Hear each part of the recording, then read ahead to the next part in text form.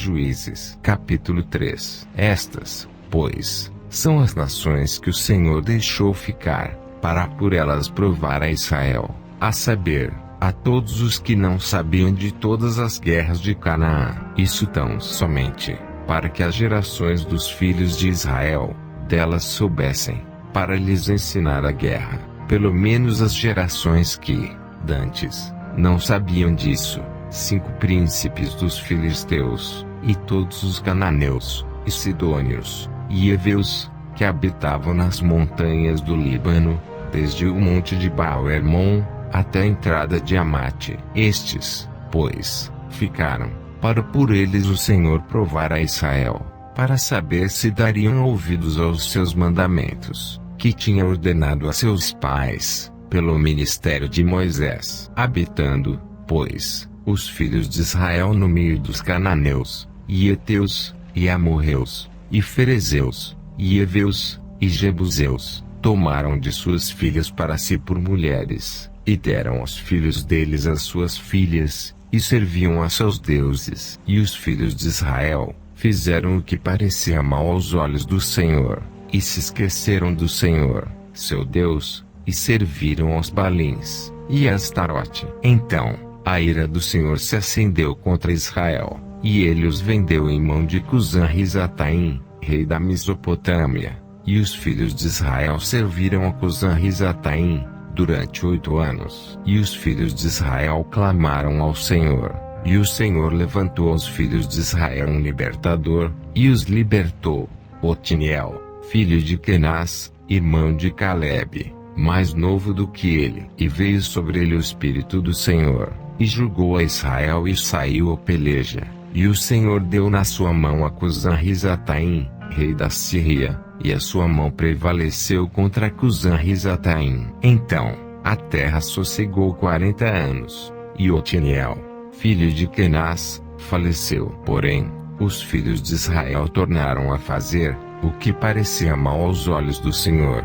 Então, o Senhor esforçou Eglon, rei dos Moabitas, contra Israel, porquanto fizeram o que parecia mal aos olhos do Senhor. E ajuntou consigo os filhos de Amon, e os amalequitas, e foi, e feriu a Israel, e tomaram a cidade das palmeiras. E os filhos de Israel serviram Eglon, rei dos Moabitas, 18 anos. Então, os filhos de Israel clamaram ao Senhor, e o Senhor lhes levantou um libertador, Eude, filho de Gera, benjamita, homem canhoto.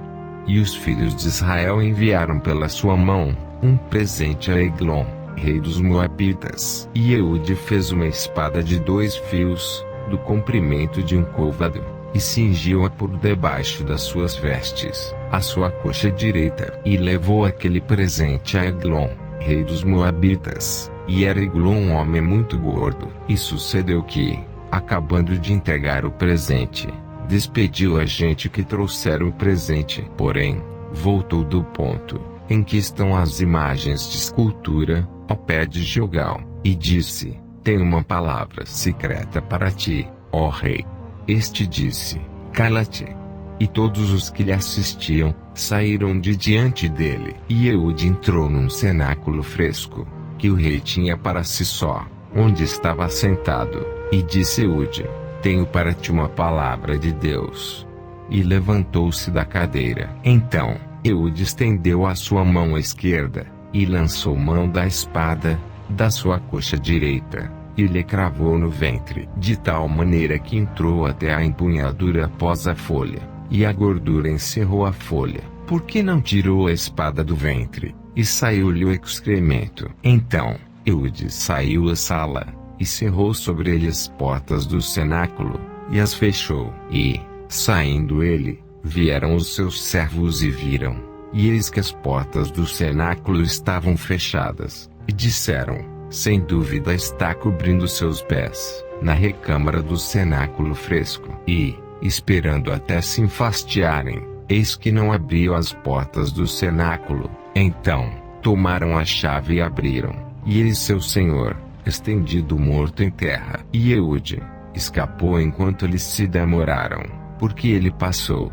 pelas imagens de escultura, e escapou para Seirá. E sucedeu que, entrando ele, tocou a buzina nas montanhas de Efraim, e os filhos de Israel desceram com ele das montanhas, e ele adiante deles. E disse-lhes: Segui-me, porque o Senhor vos tem dado a vossos inimigos, os moabitas, na vossa mão. E desceram após ele, e tomaram os vales do Jordão a Moabe, e a nenhum deixaram passar. E naquele tempo, feriram dos moabitas, uns 10.000 homens, todos corpulentos, e todos homens valorosos, e não escapou nenhum. Assim foi subjugado Moabe, naquele dia, debaixo da mão de Israel, e a terra sossegou 80 anos. Depois dele, foi Sangar, filho de Anate, que feriu 600 homens dos filisteus, com uma aguilhada de bois, e também ele libertou a Israel.